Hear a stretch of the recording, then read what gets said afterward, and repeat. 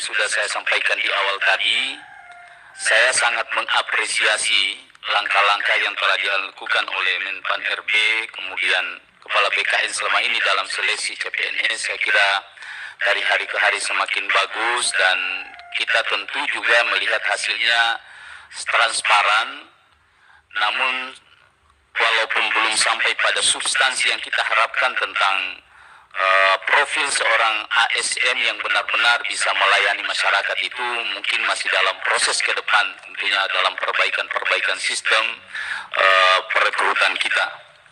Saya ingin kembali Pak berkaitan dengan persoalan tenaga administrasi.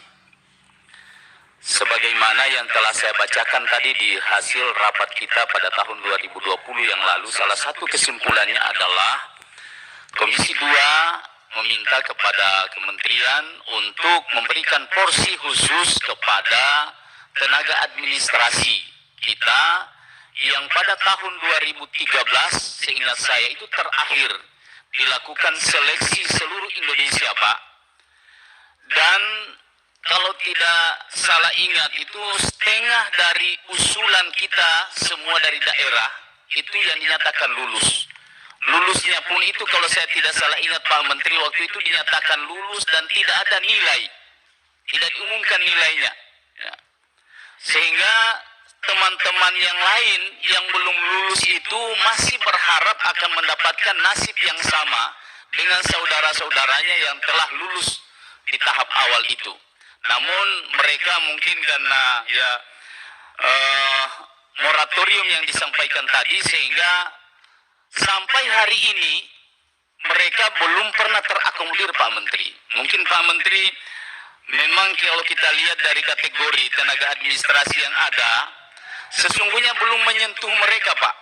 Yang mereka kebanyakan ini beberapa tahun kalau saya tidak salah ada seleksi diberikan kesempatan dengan umur memprioritaskan umur 35 tahun. Saya masih ingat itu. Namun setelah itu sudah tidak ada lagi Pak. Tenaga administrasi yang dimaksudkan Pak adalah mereka-mereka, contoh misalnya Caraka, ya. Contoh misalnya office boy, tenaga komputer, operator komputer. Mereka ini sebetulnya Pak yang sudah mengabdi kepada daerah. Dan saya tahu betul mereka mengabdi puluhan tahun. Mereka dengan saya lihat dengan mata kepala saya sendiri, bahkan mereka ini lebih rajin daripada tenaga-tenaga ASN. Mereka sangat patuh, takut sekali. Padahal gaji mereka pada saat itu sama sekali dari daerah belum seperti hari ini memberikan gaji yang cukup kepada tenaga honorer. Nah mereka inilah sampai hari ini dengan sabarnya Pak Menteri masih menunggu peluang itu. Kapan mereka diberi peluang untuk bisa, sekalipun hanya sehari misalnya. Karena mereka akan memasuki masa usia pensiun karena lamanya mereka mengabdi tapi tidak terakomodir. Nah, itu kira-kira Pak Menteri yang ingin saya sampaikan pada kesempatan ini, sehingga mudah-mudahan ini kesempatan besar. Saya tahu betul Pak Menteri ini adalah orang yang memiliki kepedulian yang sangat besar kepada orang cilik Pak, orang yang kecil. Dan mereka inilah orang cilik Pak, orang-orang yang memang pesuruh di kantor-kantor itu. Dan mereka belum merasakan nasib dengan saudara-saudaranya. Ini tidak ada keadilan sesungguhnya Pak. Mereka ini mendapatkan nasib yang tidak beruntung hanya persoalan ketidakadilan sesungguhnya.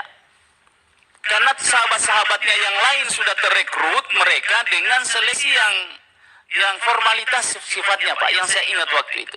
Belum Pak Menteri di situ. Nah, oleh karena itu pada kesempatan yang baik ini sesuai dengan rekomendasi dari Komisi 2, kami sekali lagi masih sangat berharap Pak Menteri bisa memberikan ruang kepada saudara-saudara kita ini yang hari ini sangat menunggu kebijakan besar dari negara untuk bisa ada keberpihakan buat mereka. Saya kira itu yang perlu. Jadi sekali lagi saya tegaskan bahwa tenaga administrasi ini beda dengan tenaga teknis Pak.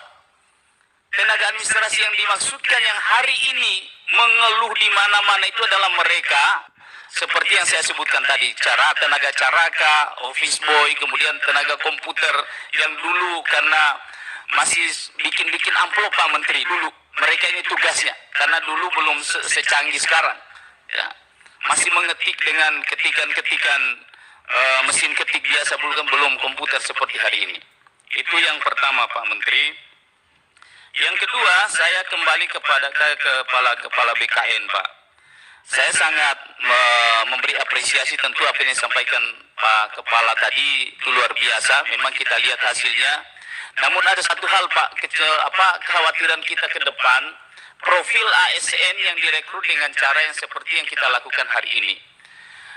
Saya ingin menyampaikan sedikit, Pak, gambaran saya sebagaimana visi misi Bapak Presiden, bahwa ke depan ini ada 3 proyeksi sesungguhnya tampilan ASN ya, abdi negara kita ini di abad 21. Saya masih ingat sekali beliau selalu menyampaikan itu melalui revolusi akhlak ya, mental, yaitu berupa yang berkarakter, yang berkompeten dan yang berwawasan ya. Mudah-mudahan ini ke depan bisa menjadi format sedemikian rupa sehingga kita bisa mendapatkan sosok ASN yang memiliki 3 hal ini: berakhlak, berkompeten, dan berwawasan tentunya. Nah ini, kalau ini kita dapatkan, saya kira insya Allah misi besar dari Kementerian, Menpan RB, kemudian KSN insya Allah akan menjadikan Indonesia memiliki pelayan yang bisa diharapkan sebagaimana visi misi Bapak Presiden tentunya. Kalau sekarang ini Bapak Presiden selalu menyampaikan bahwa bagaimana kita di Indonesia. Bapak Presiden dulu waktu ke Turki menceritakan kepada kami waktu itu kepala daerah. Beliau datang di Turki itu hanya dalam waktu kurang lebih 15 menit seluruh perizinan selesai, Pak. Tapi hari ini bagaimana? Bapak Presiden sudah membuat berbagai macam lembaga untuk menyederhanakan ini. Tapi apa yang terjadi? Karena ini, Pak, kita belum bisa mendapatkan profil pelayan negara yang memiliki 3 hal itu. Memiliki akhlak, tentu kompeten, kemudian kompeten dan berwawasan tentunya. Nah itu. Kemudian yang ketiga, saya ingin menyampaikan juga kepada Pak Menteri terkait dengan beberapa masalah-masalah di daerah, Pak.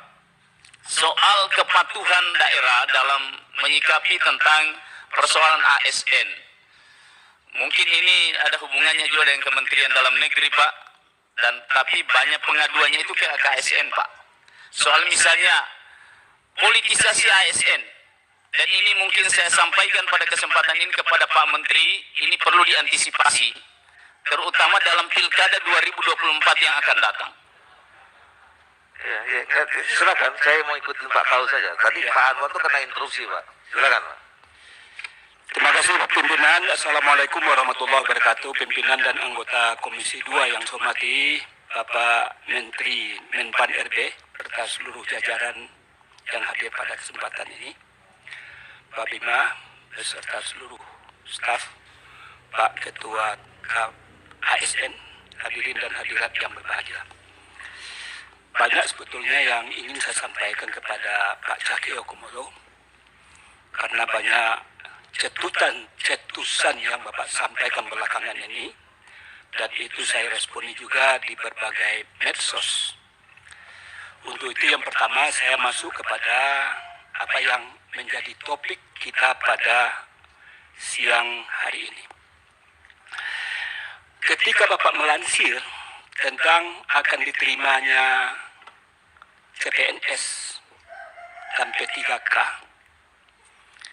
itu anggapan masyarakat lewat media itu, Pak Menteri, itu dikatakan jumlahnya adalah 1,3 juta orang akan diakomodir.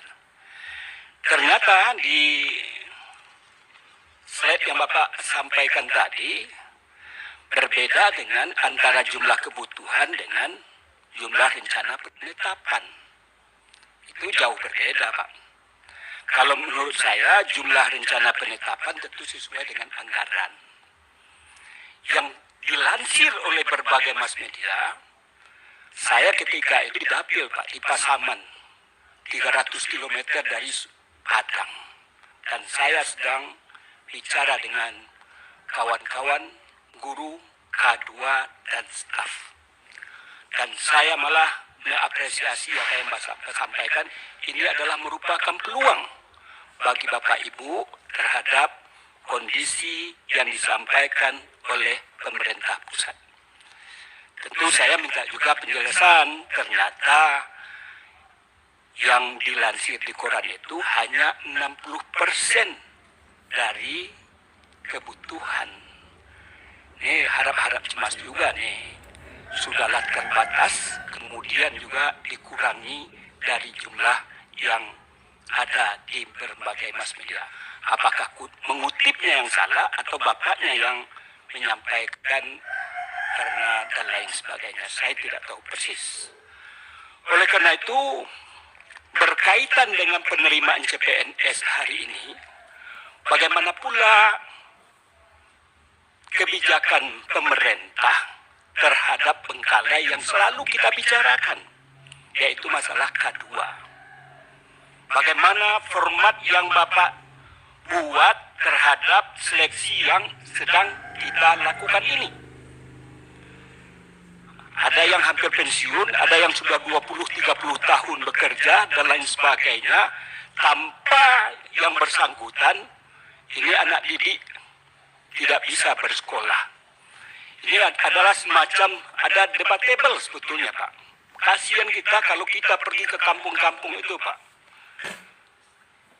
Tenaga honor itu tidak sesuai dengan UMR yang diterapkan. Jauh.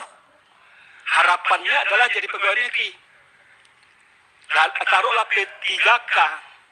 Tetapi kalau memang beliau katakan Pak, kalau kami diadu dengan anak-anak yang baru tamat, kami nggak mengerti komputer, pasti kalah.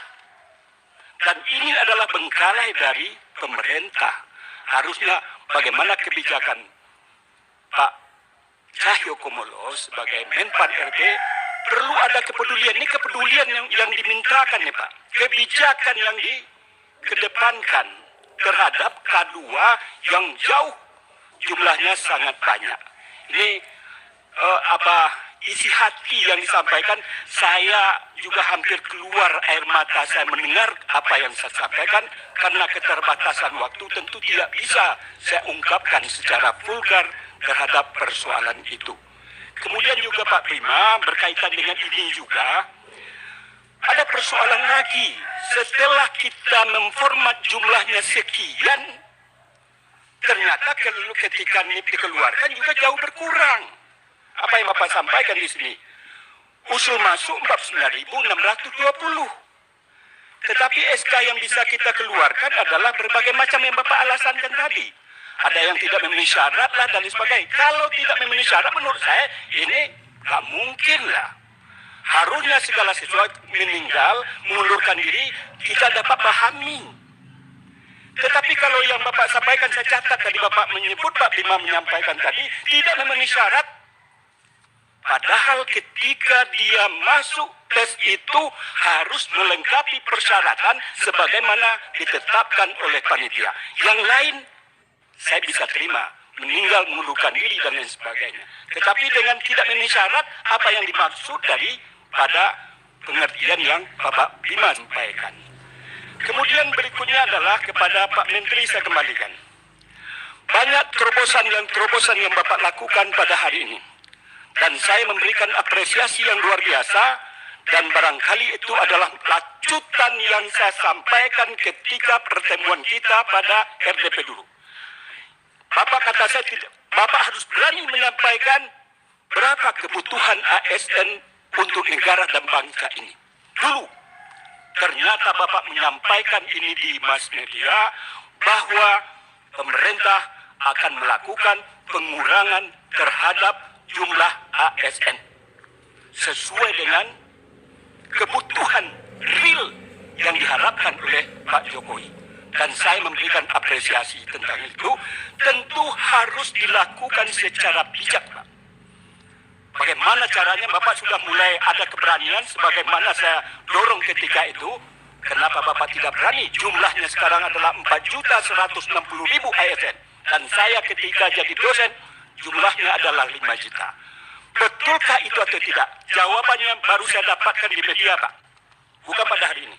Ada kebijakan. Apakah betul itu atau tidak? Saya minta klarifikasi. Yang pertama. Yang kedua adalah tentang kebijakan adanya kenaikan kesejahteraan. Ini luar biasa juga, Pak.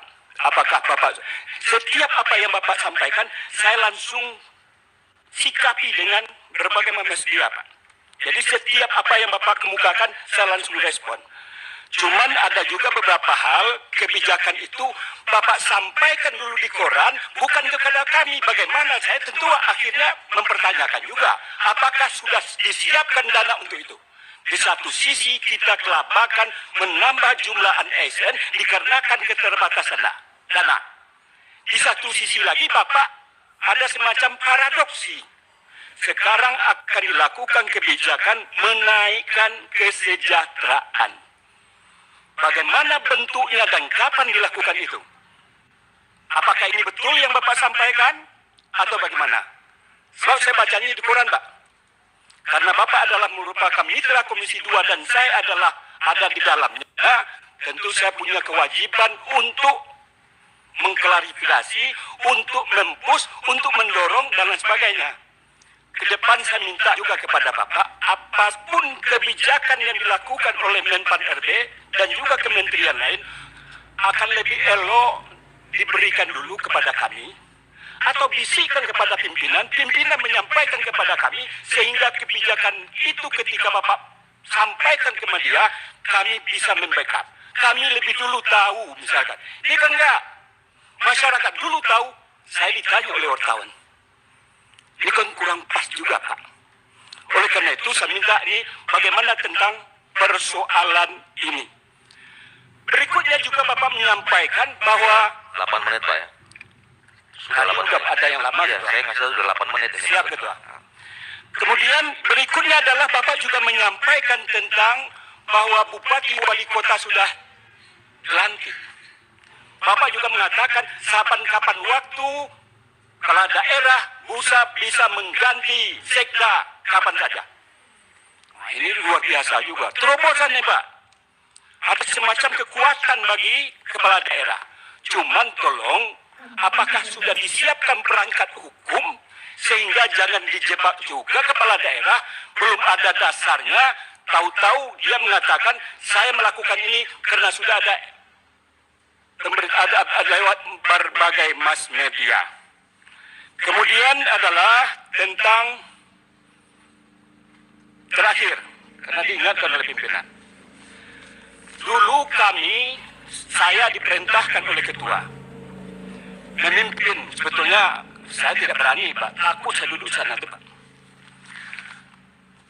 Yang datang sini adalah semacam sebagai organisasi orang-orang yang diberhentikan dengan tidak hormat pegawai negeri. Dengan berbagai persoalan yang dia lakukan terhadap kesalahan yang menurut pemerintah harus diberhentikan dengan tidak hormat.